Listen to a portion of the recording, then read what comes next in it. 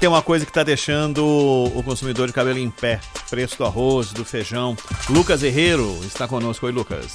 Produtos essenciais na cesta básica do brasileiro, como arroz e feijão, registraram alta acumulada de mais de 20% no preço em 2020. Os dados da Associação Paulista de Supermercados mostram que entre os meses de julho do ano passado e desse ano, o feijão teve um aumento de 48%, sendo 23% somente nos primeiros 7 meses desse ano. O arroz subiu 25% nos últimos 12 meses, 21% em 2020.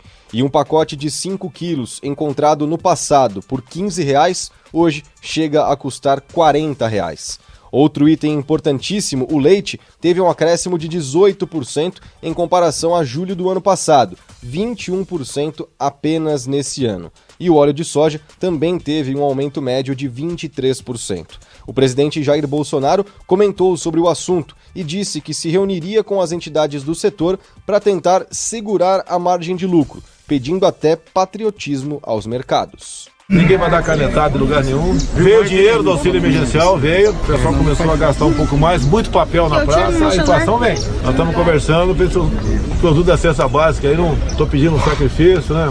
Patriotismo, os grandes donos do supermercado para manter o preço, a menor margem de lucro.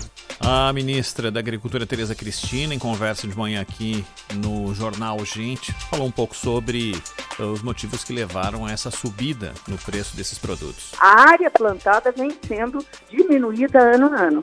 Sem a entrada das importações do Uruguai e do Paraguai, que acontecem sempre, nós ficamos, vamos dizer assim, com um estoque muito justo, porque o nosso consumo também aumentou com a pandemia. Essa série de fatores fizeram com que o arroz, neste momento, ele esteja realmente muito alto. Eu não posso dizer se tem abuso aí. Isso aí a gente vem monitorando, mas o Ministério da Agricultura, ele monitora o quê? Ele monitora os estoques e se nós temos produto para não haver desabastecimento, né? O preço é o mercado que controla. E aí uma forma de fazer isso mudar é a importação, né, com quebra de tarifas, explica a ministra. Hoje, então, nós estamos fazendo o quê? Abrindo importação de arroz, que não é do Mercosul, porque o Mercosul também está com pouco arroz. Esse arroz deve vir dos Estados Unidos e da Tailândia, mas só por um período e uma cota. Não foi uma abertura geral, porque a gente quer que os produtores de arroz produzam arroz para o próximo ano numa quantidade maior, que é a estimativa da próxima safra do arroz do Rio Grande do Sul e de Santa Catarina. Na base da estimativa, a gente cria aí pelo menos um cenário melhor para o ano que vem, mas agora mesmo, que é o que importa numa fase tão difícil na vida das pessoas, do ponto de vista da renda, da possibilidade de gastar dinheiro com coisas básicas, e a mais básica das coisas, a comida, enfrenta esse enorme, gigantesco percalço aí, né, Zaidan? O consumo subiu um pouco por conta aí do auxílio emergencial, que para muita gente acabou sendo mais dinheiro do que ganhava antes, o que é um retrato da miséria que milhões são condenados no Brasil, com uma renda baixíssima por mês. E também, Ronald, parece uma coisa meio prosaica, né? Mas porque muita gente que comia na rua, comia fora, no bar, no restaurante, na lanchonete, etc., comendo em casa, né? Isso é quase que inevitável que o arroz esteja mais presente, né? Muitas vezes na rua o sujeito não come o arroz, come um sanduíche, come um salgado, come outra coisa. Mas em casa come o arroz com feijão. Tá bom. Mas houve a diminuição da oferta. Então você tem um crescimento da demanda, não sei se é mensurável esse crescimento, mas uma diminuição da oferta. Isso é mensurável. A área plantada menor, como ressaltou aí a Tereza Cristina. Você sabe, Ronald, você lembra acho que ainda existe, né, o suplemento agrícola do Estadão. Sim. Mas antigamente, o suplemento agrícola do Estadão tinha um colunista, o Fernando Homem de Mel, que conhecimento profundo no mercado agrícola. E ele sempre dizia o seguinte: você tem esses movimentos, o que acontece? O preço desaba porque há uma oferta muito grande, ou uma redução muito grande da demanda. Por alguma razão, determinado produto agrícola perde o seu preço no mercado. Passa a valer menos no mercado. Não é? Não tem mercado externo para aquele produto, ou uma super oferta mundial e os mercados são inundados com aquele produto, o preço desaba, óbvio. A velha relação oferta e procura. Se a oferta é maior que a procura, o preço desaba. Não é? Essa é a condição normal. Se a procura é maior do que a oferta, o preço sobe. Tá bom. Então ele diz o seguinte, quando o preço desaba, muitos agricultores decidem na safra seguinte mudar de cultura. Partem para outra lavoura, não é? Uma que esteja dando mais dinheiro. E às vezes, na safra seguinte, aquele produto que tinha em excesso no mercado, ele passa a uma situação de escassez. E aí o preço sobe. O que acontece na outra safra? Muita gente volta a plantar aquele produto porque o preço melhorou. Não é? E aí, se você tem um desequilíbrio mais um entre a oferta e procura, a oferta maior, o preço desaba de novo. São movimentos cíclicos ali, como bem ensinava o Fernando Homem de Melo. Então, agora é uma situação de mercado. Você tem uma oferta que não atende à procura. A procura é maior. E aí o preço subiu. O problema é que num país onde muita gente tem uma renda muito, muito baixa, mas muita gente, milhões, isso tem um peso considerável. E a inflação oficial muitas vezes não capta isso. Não é? Ela leva N fatores em consideração, expurga isso e aquilo, e muitas vezes ela não capta uma alta em algo que é, para muita gente, essencial, é do dia a dia, né? O André Brás, que é coordenador do Índice de Preço ao Consumidor da Fundação Getúlio Vargas, está conosco para falar exatamente desse assunto. André, boa tarde, tudo bem?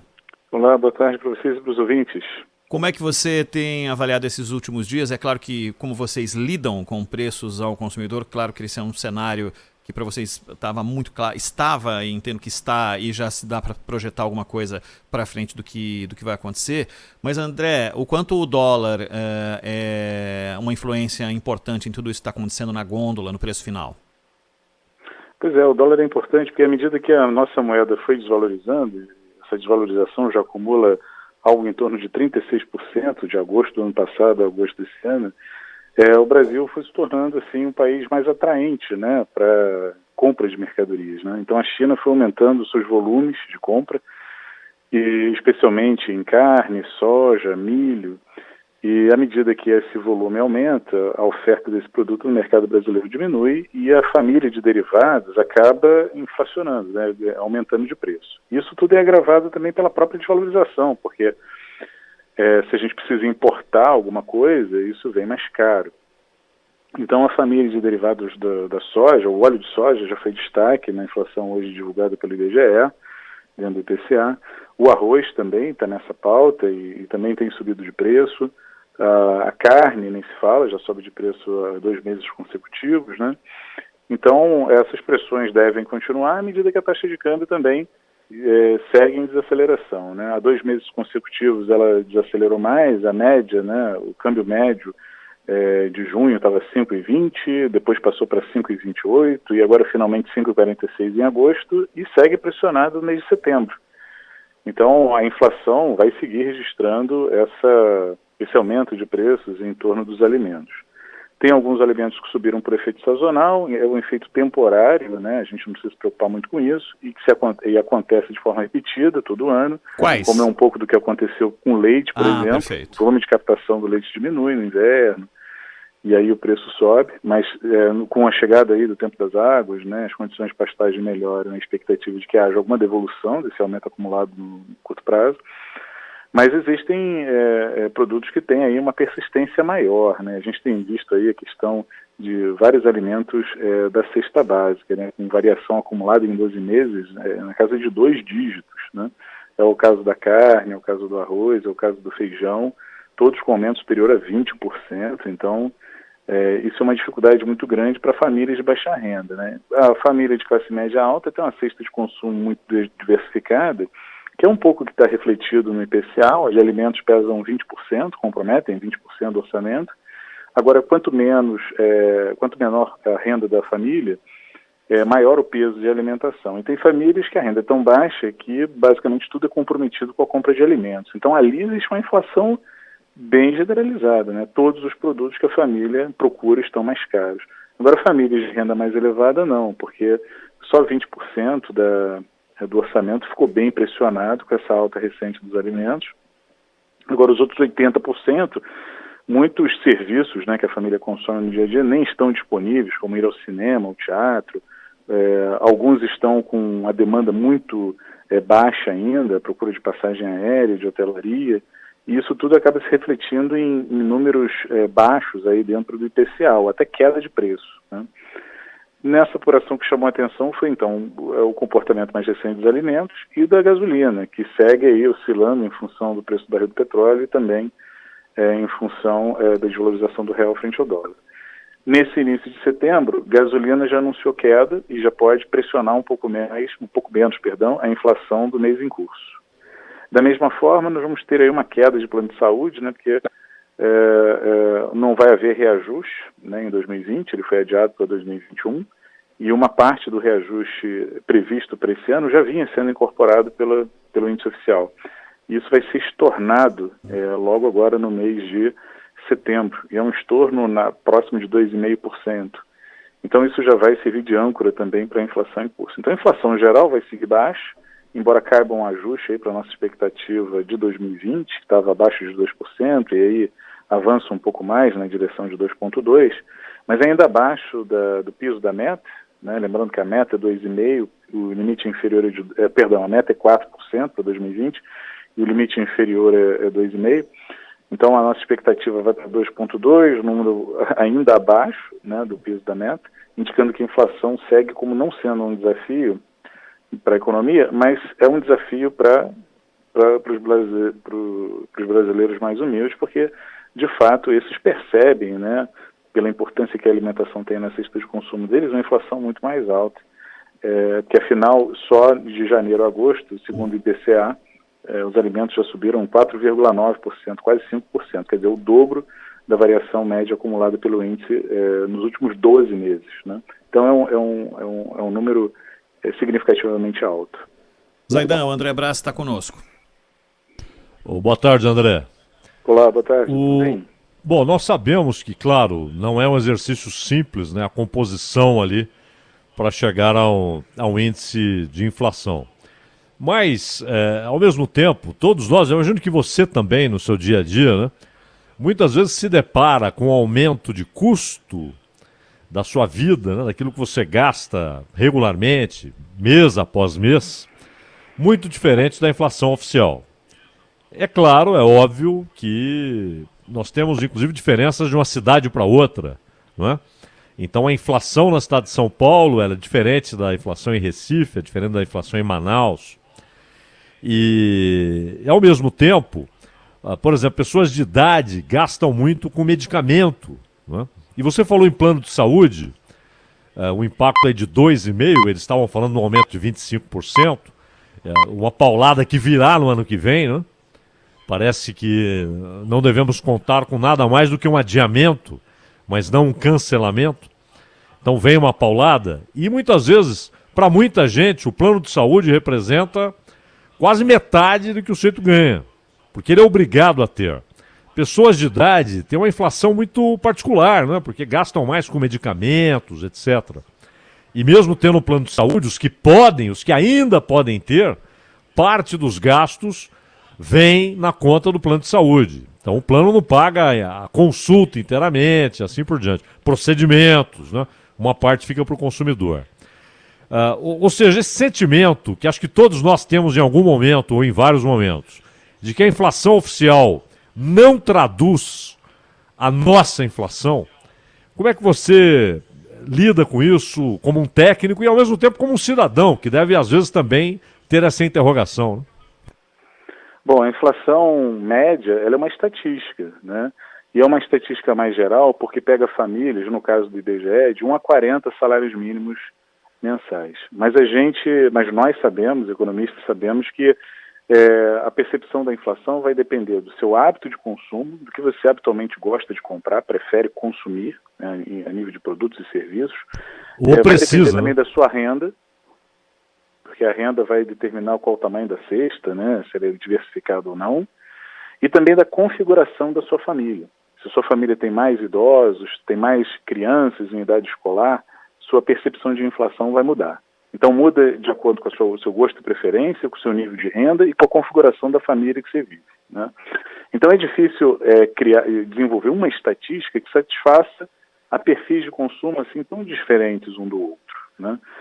Então o que lá na FGV nós fizemos? A gente desenvolveu 2 índices, né? Um que é chamado de índice de preço ao consumidor da classe 1, que é o nível de renda mais baixo, que a gente entende que vai de 1 a 2,5 salários mínimos, para tentar chamar mais atenção do impacto de despesas que são mais relevantes para famílias de baixa renda, que é um pouco a tentativa do INPC do IBGE, só que ele vai com a faixa de renda até 5 salários, o nosso ainda é mais restrito, e nós também temos o índice de preço ao consumidor para a terceira idade, que é um indicador que dá mais peso às despesas que representam um desafio, né, para o brasileiro idoso, que é basicamente o que você falou, medicamentos e plano de saúde. Mas existem outras despesas aí que oneram menos o custo de vida do idoso. Por exemplo, tem passe livre no transporte público.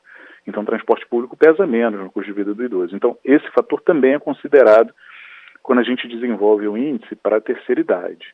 Então, a gente reconhece, sim, que a percepção da inflação depende da configuração da família, depende da renda, depende do gosto e da preferência, tanto é que a gente desenvolve indicadores para dar um pouco mais de transparência a isso. Mas, para fins de política monetária, a gente precisa de um indicador médio, que um pouco retrate a realidade do brasileiro. Então, o IPCA e o IPC da Fundação, mais geral, trata de faixas de renda maior, né? O da Fundação é de 1 a 33 salários mínimos, do IBGE é de 1 a 40, exatamente para ter uma estatística média para toda a população. Mas longe dessa média, traduzir a inflação que cada um de nós, ou cada família, percebe, né? A média está muito longe da realidade de todo mundo, é uma média, né? Mas exatamente para orientar a política monetária é necessário um indicador mais abrangente. Mas para dar destaque social, a gente desenvolve outros índices de preço que têm essa finalidade, sim, de transmitir um pouco mais a percepção do consumidor. E a gente desenvolveu para o idoso, porque é um grupo social que aumenta, né? O Brasil está envelhecendo, e o IPC da baixa renda, porque a maioria do povo brasileiro tem renda muito baixa. Ô André, eu não sei se você tem esse número aí à disposição, mas seria possível você dizer para a gente, por exemplo, no último levantamento, quanto foi o percentual desse levantamento para o idoso, para a faixa 1 e para até 40 salários mínimos? Poxa, eu vou ficar devendo esses números, mas o que eu posso dizer é o seguinte: na parte do IPCC1, ele está mais alto do que a inflação média, né? Exatamente porque a alimentação esse ano avançou 10%. Perdão, esse ano não. Nos últimos 12 meses, a inflação, segundo as estatísticas da FGV, ela avançou 10%. Esses 10%, numa cesta de consumo, é onde o peso da alimentação é maior, né? As famílias de baixa renda comprometem algo em torno de 30%, né? Ou um pouquinho mais, talvez, com alimentos. E as famílias do IPCA, ou do IPC mais tradicional da Fundação, é algo em torno de 19%, 20%. Então tem uma diferença de 10 pontos percentuais aí. Então o IPC-C1 está muito mais alto em 12 meses que o IPC mais tradicional, né? Enquanto lá na Fundação a gente está com uma inflação em 12 meses, já incluindo o mês de agosto, de 2,8%, o nosso IPC-C1 já passou de 3%, né? Mas ainda assim, a inflação abaixo do centro da meta. A meta para esse ano é 4%. Né? Ainda assim, historicamente, a inflação está mais baixa, ainda que a gente reconheça que é um desafio muito grande para famílias de baixa renda quando os alimentos ficam mais caros. Já para o idoso, a inflação anda relativamente bem comportada, muito parecida com a inflação média das famílias. Por quê? Porque não houve essa pressão de plano de saúde, como você bem colocou, esse adiamento. A gente não sabe o que virá no ano que vem, né? Cabe à ANS decidir qual é o percentual médio de reajuste, né? E então, por isso, ele também está vendo com uma taxa menor. O reajuste de medicamentos esse ano foi um pouco mais baixo do que o do ano passado, né? Então, isso também contribuiu para que o IPC da terceira idade não se distanciasse muito do IPC mais tradicional. Então, acho que o grande desafio de 2020 mesmo foi apresentado pelo índice das famílias menos favorecidas. E até hoje o INPC veio acima do IPCA. O IPCA estava em 0,24 e o INPC acho que em 0,36. Então, é uma inflação que já mostra o peso que a alimentação tem no custo de vida dos mais humildes, e o IPC da baixa renda da FGV vai na mesma batida, mostrando o mesmo resultado, ainda que dando um peso maior para alimentos. Quer dizer, a gente ainda capta uma variação mais forte, que é um pouco a sensação que o consumidor de baixa renda tem quando vai ao mercado. Nossa, aquilo que eu mais preciso está cada vez mais caro e eu estou com mais dificuldade de comprar, principalmente nesse momento em que as oportunidades de trabalho diminuíram muito. Então, essa redução das oportunidades de trabalho e o resultado que isso traz na renda das famílias aumenta essa sensação de inflação. Que se você ainda tem renda para consumir um produto mais caro, você ainda substitui, ainda usa um pouco a criatividade para driblar esse aumento de preço. Mas sem renda, aí a situação fica realmente muito complicada. O André, só uma última da minha parte. O reajuste do salário mínimo, ele vai por essa inflação média, né? A inflação ele vai oficial, pelo INPC. Pelo INPC. E, por exemplo, esse levantamento que vocês fazem em relação à chamada faixa 1, com renda até 2 salários mínimos, que muitas vezes é diferente, é superior ao INPC. Isso não pode significar, e muitas vezes significa, que esse reajuste ele é inferior ao que deveria ser e que, portanto, na prática, há uma perda de poder aquisitivo? Em geral, o salário mínimo ele é indexado por um índice produzido pelo Instituto Oficial de Estatísticas, né, no país. E cabe ao IBGE a produção de um indicador que atenda essa necessidade. O mais próximo, né, é o INPC, porque pega uma cesta de consumo um pouco mais restrita, até 5 salários mínimos mensais. Ele já teria a missão de fazer isso. Mas à medida que a gente usa as estatísticas e diagnostica que boa parte das famílias tem renda menor do que 5, aí há a necessidade de você desenvolver um indicador para retratar a realidade, né, e a sensação que essas famílias têm da inflação. Então, aí caberia uma análise para a gente ver exatamente qual é onde a maior parte do povo brasileiro tem sua renda concentrada e usar um indicador que considere a cesta de consumo de famílias dentro daquela faixa de renda. Aí seria uma forma mais justa de você reajustar o salário mínimo. Mas isso depende de um estudo, exatamente para a gente ver qual faixa de renda nesse momento a gente estaria falando, né? André, para fechar, a ministra Tereza Cristina disse que, você citou no começo, a questão da importação, se importa, acaba colocando um produto de valor mais alto e aí sobe ainda mais essa importação para melhorar os estoques, mas a ministra está querendo zerar a taxa para a importação do arroz. Isso ajuda? Olha, dá um pouco mais de competitividade, mas não vai ajudar muito, né? E a gente não pode pensar só no arroz, a gente tem que pensar nos itens que compõem a cesta básica, né? Em determinadas cidades do país o consumo de arroz pode ser maior, em outros um pouco menor, então esse efeito não seria assim, não teria... Seria tão abrangente assim? Tão abrangente. Eu acho que a gente tem que cuidar das contas públicas, diminuindo o risco do nosso país, né? Atraindo capital para cá, e fazendo com que o setor público tenha fôlego, né, para puxar o investimento. Porque a gente já vem cortando Selic há muito tempo, entendendo que esse corte da Selic geraria condições para o setor privado sair na frente, mas há uma certa dificuldade, porque há uma grande incerteza no ar, e em momentos como esse é muito importante que o setor público tenha fôlego, né, para entrar e puxar o investimento privado. Então, cuidar bem dessas contas públicas, tentar de reduzir esse déficit o mais rápido possível ou apresentar medidas que tenham realmente condições de fazer isso no menor prazo, melhora a imagem do país, diminui essa volatilidade em torno da taxa de câmbio, esse sobe e desce aí do dólar, e cria um pouco mais de estabilidade no preço dos alimentos, né? Se a moeda brasileira se valoriza um pouquinho, né, ele já diminui um pouco esse apetite por compra de produtos brasileiros, né? Sem prejudicar muito a nossa balança comercial. E da mesma forma a gente também atrai novos investidores, né?